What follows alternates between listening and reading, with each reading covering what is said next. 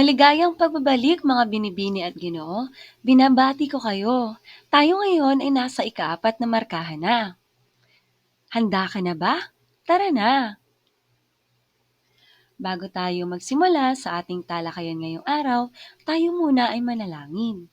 Panginoon, maraming salamat po sa ibinigay ninyong panibagong pagkakataon upang kami ay matuto.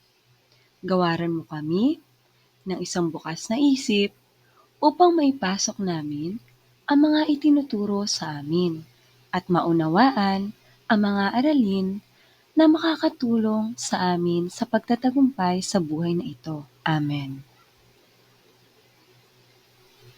Tayo ay mayroong rules para sa asignaturang Pilipino.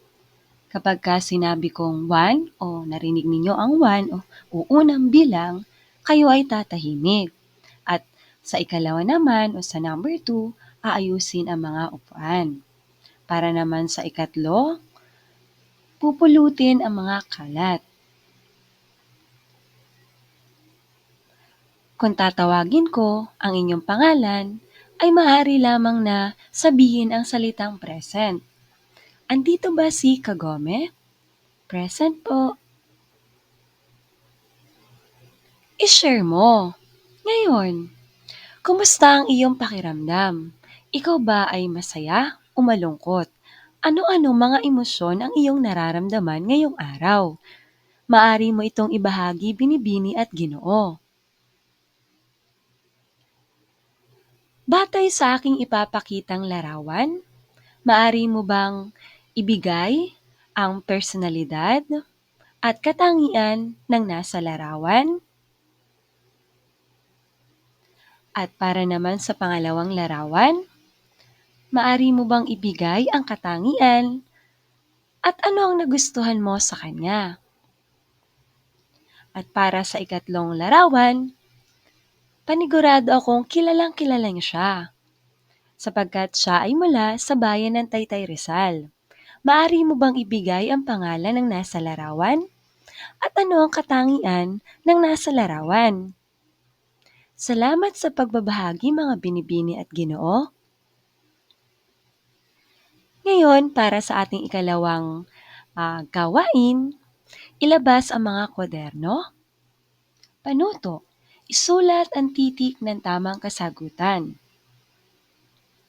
Para sa unang bilang, siya ang binatang nag-ibang bayan upang doon mag-aral. A. Si Elias, B. Si Crisostomo, B. Si Albino, D. Si Pepe. Maari ka nang magsimulang magsagot, binibini at Ginoo. Para naman sa ikalawang bilang, siya ang kumakatawan kay Leonor Rivera sa Noli Me Tangere mula sa Kamiling Tarlac na naging kasintahan ni Jose Rizal. A. Maria Clara, B. Josephine Bracken, letter C. Sinang, letter D. Victoria. Maaari ka nang magsimulang magsagot, binibini at Ginoo. At para naman sa ikatlong bilang, siya ang kumakatawan kay Pasiano, kuya at lubos na hinahangaan ni Jose. A. Kapitan Tiago, B. Padre Damaso, C. Tandang Tasyo, D. Don Rafael. Maaari ka na magsimulang magsagot, binibini at Ginoo. Para sa ikaapat na bilang, martir na asawa at mapagmahal na ina, nagkaroon ng sakit sa pag-iisip dahil sa trauma na sinapit. A. Maria Clara, B. Tia Isabel, C. Consolacion, letter D. Sisa. Maaari ka na magsimulang magsagot, binibini at Ginoo. At para sa huli, makisig na binata na tumulong at nagbuka sa isipan ni Crisostomo sa tunay na kalagayan ng kanilang bayan. A. Elias, B. Guro, C. Basilio, letter D. Crispin. Maaari mo nang simulan ang pagsasagot, binibini at Ginoo. Binabati kita. Natapos mo ang gawain natin ngayon.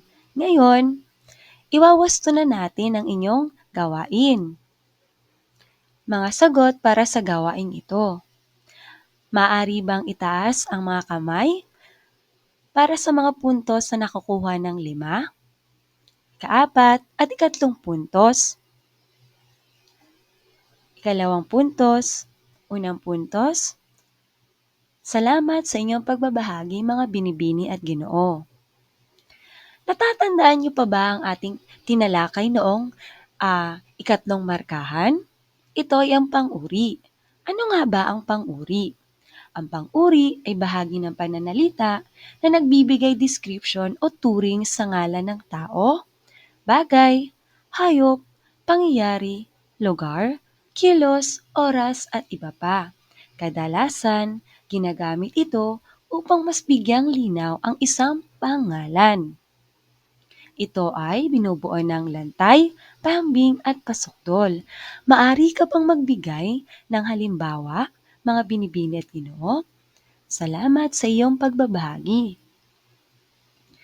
Natatandaan niyo ba ang ating tinalakay na mga tauhan sa Noli Me Tangere nitong nakaraang linggo lamang?